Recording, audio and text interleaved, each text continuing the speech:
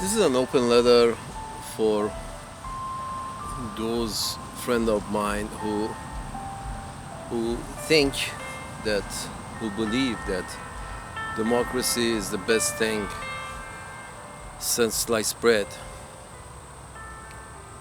Here's my suggestion to you. Uh, there are two books that are written by two writers, British writers. They're very funny, and they have been also made into a TV series. They're called Yes Minister, and then the second one is called Yes Prime Minister. So if you have any interest in politics, any interest in democracy, any interest in finding exactly where democracy goes wrong and how democracy is, can never be considered the best form of government, you have to read these books. Better yet, watch the TV series that the British have made. Again, the TV series also, I believe each one is like a 9 or 11 part series called Yes Minister and Yes Prime Minister. You must watch these if you have any interest in politics, any interest in democratic politics, any interest in knowing exactly why it's unworkable. Democratic politics is, once you read this, is you find out democratic politics, democracy is really unworkable, especially presidential form of democracy. But nevertheless, all forms of democracy, they're unworkable. And why do I say this? Because the premise all through these series and these books is that the premise is that you have the civil servants, a civil servant or a whole department full of civil servants who have been doing a certain job for number of years. Civil servants get promoted by doing a good job.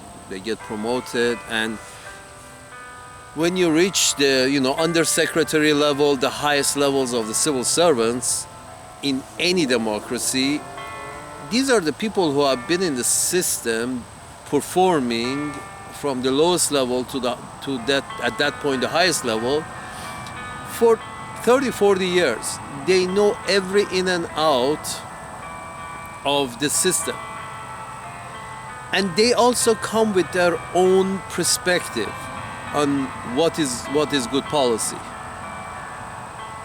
They come with their own politics, although they pretend that they are neutral, they have no politics, and they do what the elected officials told them to do. But in reality, when an elected official wants to do something, they come up with all kinds of reasoning as to why they shouldn't do it. And when they want to do something, they put forth suggestions in a way that the elected officials will, choose their option, choose the options that the civil servants want. So now how is this connected to the United States is that the part that a lot of these frustrated Republicans of the Trump era have come up with the phrase a deep state.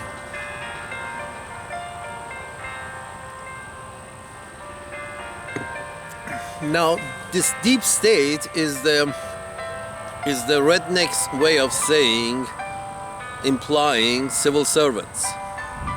That's how, if educational system in the United States was any better, they would have, used the word, civil servants way. But education is not so good, so they have come up with their own phrase, deep state.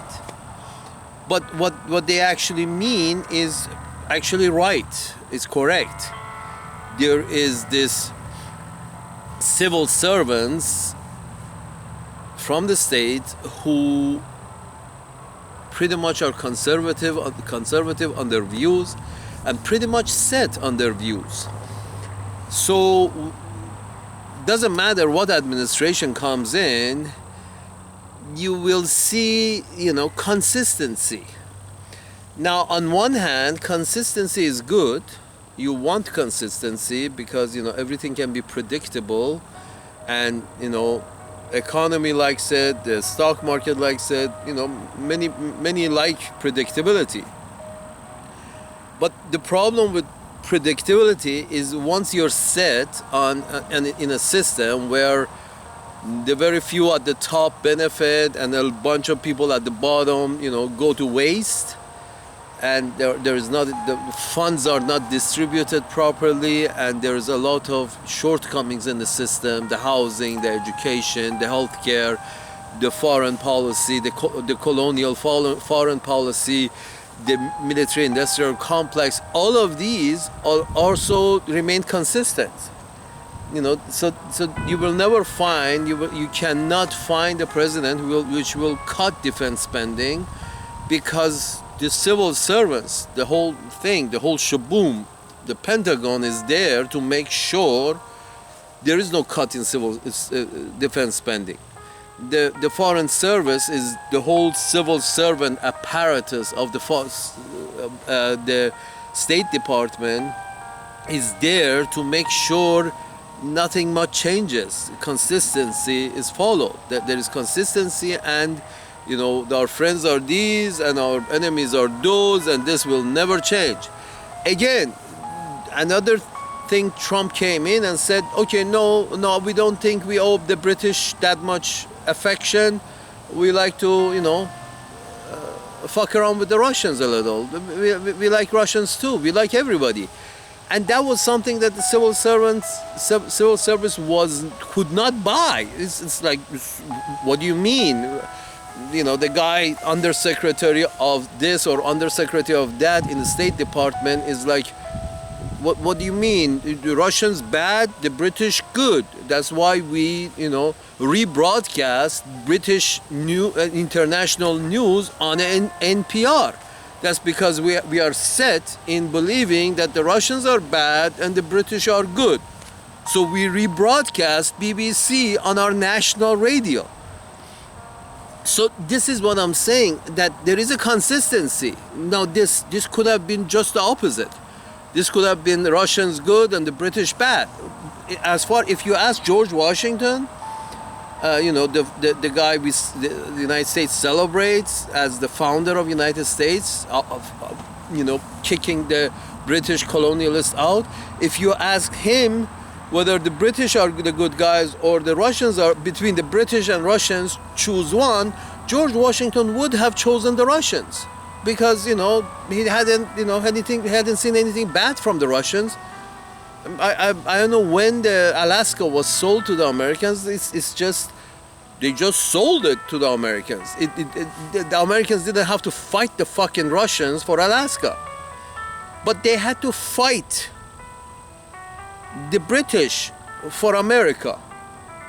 You see what I'm saying? The natives, the new natives, the pinkskins who have settled in the United States had to fight the British off. They never had to fight the Russians off. But how come now the Russians are the bad guys and have been the bad guys for the past couple of 100 years? It's because of the British.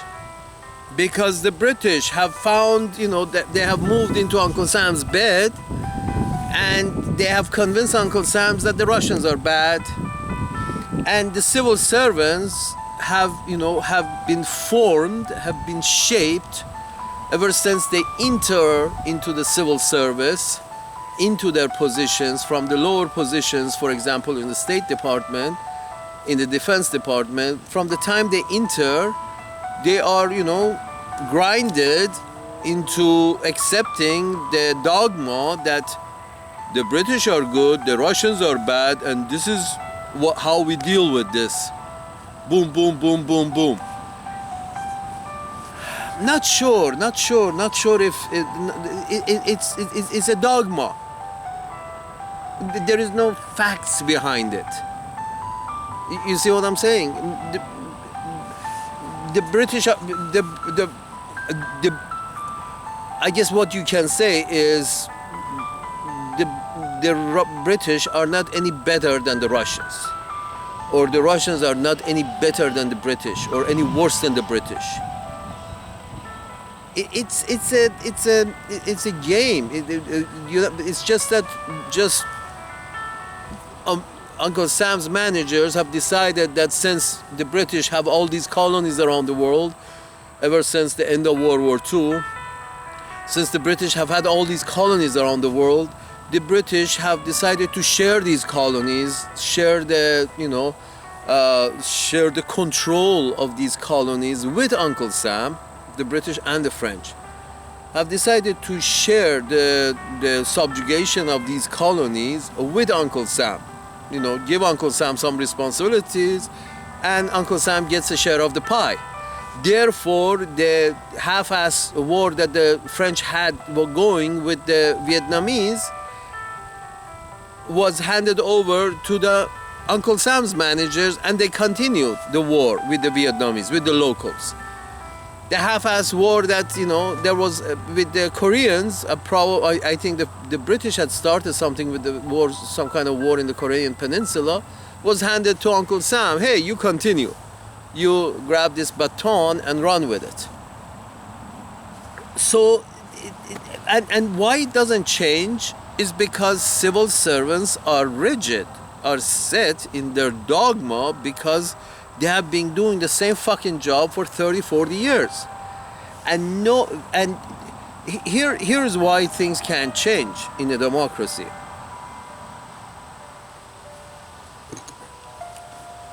The guy who goes and becomes a busboy in a restaurant,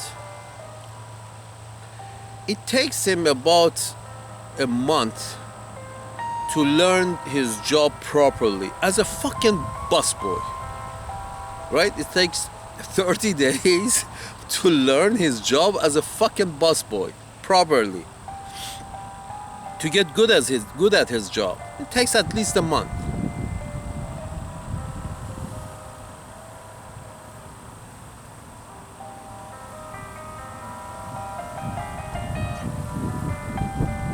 For example, the President of the United States, as soon as he goes in the office, the clock is ticking, and the system pretends that this gentleman should have something to show within the first 100 days of being in office. The fucker hasn't even found out where the bathrooms are. All the bathrooms are. But he has to have something to show, while the civil servants around him know where all the bathrooms are, and most of the time they want to push him, guide him in a way that they want to guide him, to push him. They have their own dogmas, their own ideas that are set in stone, because they're civil servants and they've been in the system for 30 years, 40 years. And they basically, if they have to push the executive officer, the president, in a certain way, if they have to pull him the certain way, if they have to cajole him, if they have to treat him, give him a treat, if they have to train the motherfucker, if whatever they have to do, the civil servants will do in order to convince this newcomer to take the option that the civil servants think is the right option. And therefore, you see consistency in the system, and doesn't matter who goes into the office, the civil servants eventually are going to win. Doesn't matter who goes into the office. They will scare the guy. They will make the guy fear in taking a decision that they don't recommend. They make the guy, scared out of his boots. Whatever they have to do, they do in order to convince the motherfucker that you have to take this specific decision that we recommend to you, or else you're going to have trouble. Domestically, internationally, this, that, and the other. I mean, with all due respect, that's why Trump was a breath of fresh air. Yes, he was a little crazy. He's a lot crazy. But the whole idea that he came in like a ball in the china shop, he smashed everything around and said, "Fuck your civil servants. I'm going to do my thing." Well, a lot of what he did wasn't really, necessary. He smashed a lot of China that he didn't have to smash. But that's the whole idea, that you see how difficult it is to go into a different direction when the civil servants want to go to stay the course, follow their dogma. That's the problem that democracy falls into, because the guy who comes in doesn't know shit about how the system works. Now, most of the time, the civil servants can coerce the newcomer who doesn't know shit into following their lead. The civil servants, most of the time, can coerce the newcomer, the elected official, into following their lead, coerce him, most of the time. But sometimes the guy is crazy like Trump, and they can't coerce him to follow their lead. And he says, "No, fuck you. I don't like the British. I like the Russians."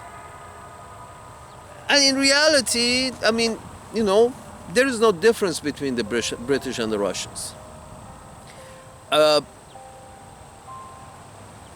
In fact, I think the Russians are better than the British. The Russians have spilled less blood than the British. Let's put it this way: the Russians are very, territorial. But also, you don't find any Russian colonies in Africa. You don't find any Russian colonies in Asia.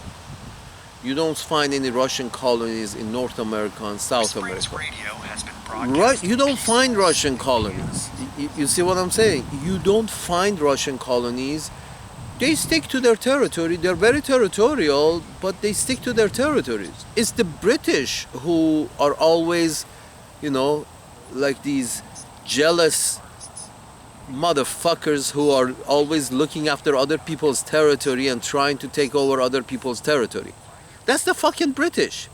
The bad guys are the British in this case. The British have more blood, more variety of blood on their hand than any other country, any other race on this planet. A close second to the British are the French. The brothers and sisters, the British and the French, have the most diverse blood of different races on this planet on their hand. I mean, just imagine that if you're from, let's say, if you're from Czech Republic, as a nation, as a race, as an ethnicity, you don't have the blood of the natives of New Zealand or natives of Australia or natives of Algeria or natives of, Congo on your hand. But if you're British or you're French, your ancestors have the blood of almost every other race on their hand, with all their conquests in Africa, North America, South America, Asia. The British, for a fact, have the blood of almost every race on their hand. That's not a partner. That's a fucking vampire. That's not a partner in peace. The British are not a partner in peace. Again, I should mention that Yes Minister and Yes Prime Minister, these series, these books, are written by the British. And I'm not saying that the British are not smart. The British are very smart, almost as smart as the Germans. But The British are very bloodthirsty, very aggressive, extremely aggressive. Followed in a close second place are the French, very aggressive, very bloodthirsty, ready to spill blood anywhere in the world, kill the natives. This is ours. So, Donald Trump choosing the Russians over the British and the French, maybe it's not a bad idea. Russians have much less blood on their hand, relatively speaking. And the Russians don't have the blood of the natives of New Zealand on their hand. Russians don't have the blood of the natives of, Congo on their hand. Russians don't have the blood of the natives of Argentina on their hand, or the natives of Mexico on their hand, or the natives of anywhere in North America or South America on their hand. You see what I'm saying? It's this whole idea of picking, we want to go with these guys and not go those guys, is arbitrary. It's all because, and it's continued consistently, that's that whole idea that, the new administration, the Democrats came up with the slogan that, yes, we have to take back the leadership, our friends have to know where we stand, blah, blah, blah, blah, blah. That's the whole idea about consistency. It's like, no. We want to be consistent. We want to be friends with the French and the British against the Russians. Russians are bad. Whatever they do, they're bad. Whether they're capitalists or communists, they're bad. And the French and the British are good, no matter how much blood they have spilled around the planet. That's the dogma that the civil service believes, and the old party, Democrats and Republicans, also accept to follow through because of the pressure from the civil service. Because the civil service doesn't change. Because there are people there doing the same job for 30, 40 years. They have a certain perspective, and they want to continue with that certain perspective. And expecting the... That's the thing with democracy, that how we all know that a lot of information is not shared with the president. Presidents or senators, or, a lot of information is held back by the civil servants, secret information, or whatever information that civil servants think it should be secret. I'm talking at this point about the Pentagon, the military services, the top brass of the military service. I'm talking about the intelligence services, the top brass of intelligence services. These civil servants who have been in that business for 30, 40 years, who have reached the top brass level. We know for a fact that they choose not to share a lot of information with your elected officials in a democracy. We know this. It's a fact. They don't share information with elected officials. So then you start thinking. So if it's okay and it's understood that they choose not to share that information, and nobody goes after them. That why don't you share? Why do you think you have the right not to share all the information with the elected officials?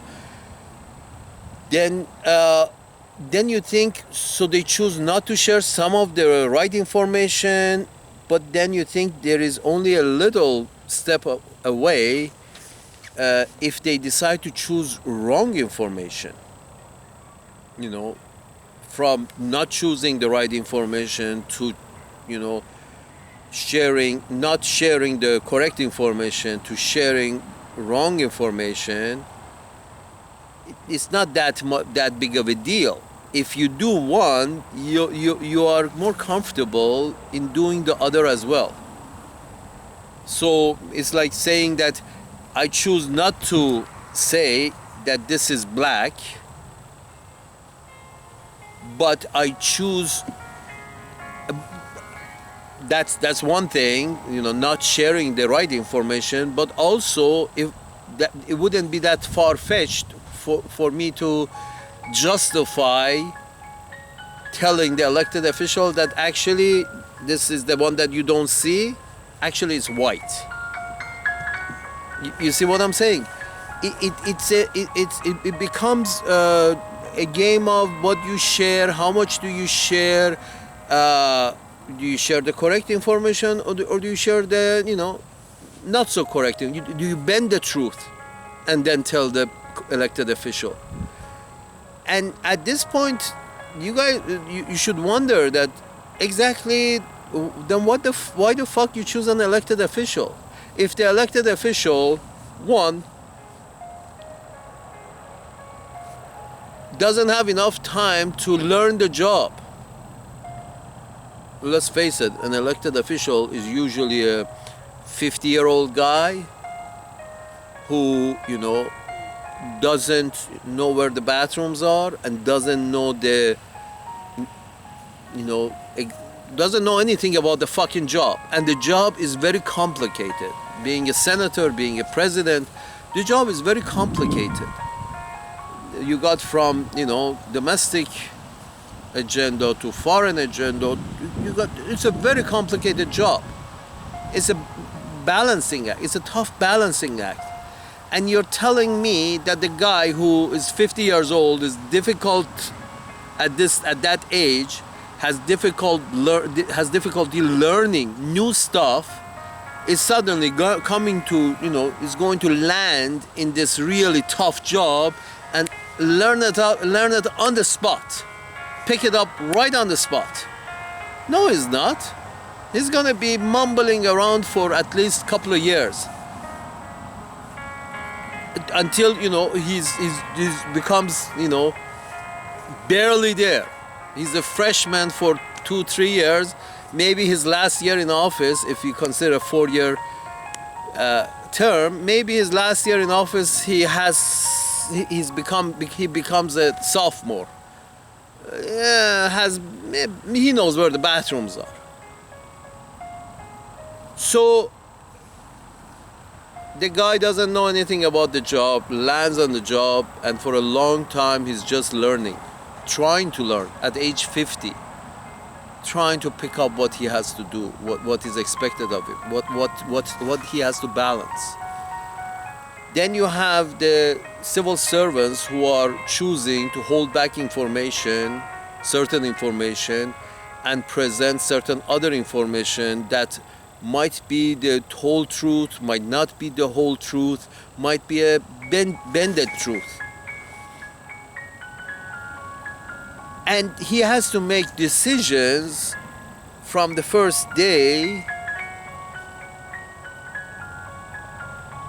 based on the information that is provided to him or her by the civil servants around him, who are following a certain dogma because they have grown up in the system. It's like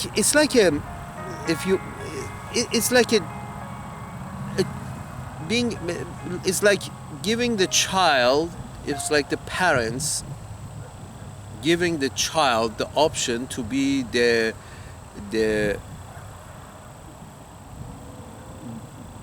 manager of the household for a day, for a few days.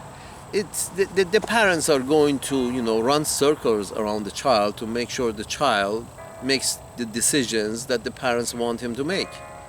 It's like this democracy thing that you're talking about, that you keep on emphasizing, is bullshit. These elected officials are children compared to those civil servants who have spent 30-40 years going up the ladder in the civil service. They know every in and out. It's like when these civil servants deal with these elected officials, it's like parents dealing with a child. And and it's not so difficult for a parent to run circles around the child. an ignorant child. So I highly recommend, if anybody has any illusions about what democracy is, I highly recommend that you watch these series, Yes Minister and Yes Prime Minister. Watch them and understand that democracy is not what you think it is. Your elected officials are just there for a show. They're just 99% of the time, they're there just to give you an impression, you the public, the common man, an impression that you're involved in the system, that you have a say. It's just an impression, it's a facade. Your representative 99% of the time doesn't know his left hand from his right hand on the job that he's been elected to perform, and he's led around by a leash by his civil servants. Literally, the civil servants around him lead him by a leash. Democracy is not what you think it is. And this telling people that yes, we are also actually going around the world and create new wars and export weapons and encourage people to become democratic. It's bullshit. You're not democratic. Democracy in the way it's being performed is a facade. Elected official usually doesn't have a say. He thinks he has a say, but he's easily manipulated by the civil servants around him into picking the option that they want him to pick. End.